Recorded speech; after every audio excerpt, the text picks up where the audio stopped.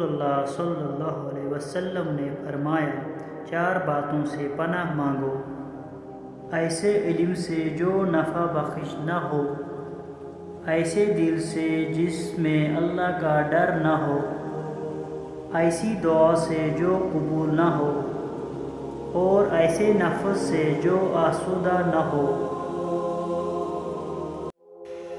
نبی کریم صلی اللہ علیہ وسلم نے فرمایا، میں نے قبر سے زیادہ کوئی اور بھیانک منظر نہیں دیکھا۔ سیدنا عائشہ رضی اللہ عنہا سے پوچھا گیا کہ رسول اللہ صلی اللہ علیہ وسلم جب گھر تشریف لاتے تو سب سے پہلے کیا کام کرتے تھے؟ انہوں نے فرمایا، مسواک۔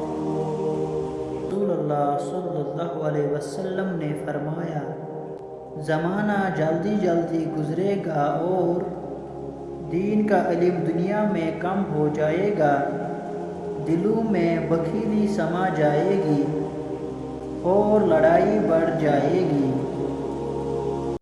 نبی کریم صلی اللہ علیہ وسلم نے ارشاد فرمایا، جو مسلمان اپنے مسلمان بھائی کو 2 مرتبہ قرضہ دیتا ہے تو 1 مرتبہ صدقہ شمار ہوتا ہے۔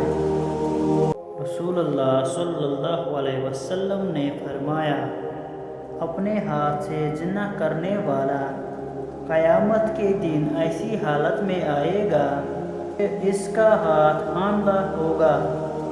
رسول اللہ صلی اللہ علیہ وسلم نے فرمایا، جو بھی عورت خوشبو لگا کر کسی کے پاس سے گزرتی ہے کہ وہ اس کی خوشبو سونگھے، اس کی طرف مائل متوجہ ہو، تو وہ بد کردار زانی عورت ہے۔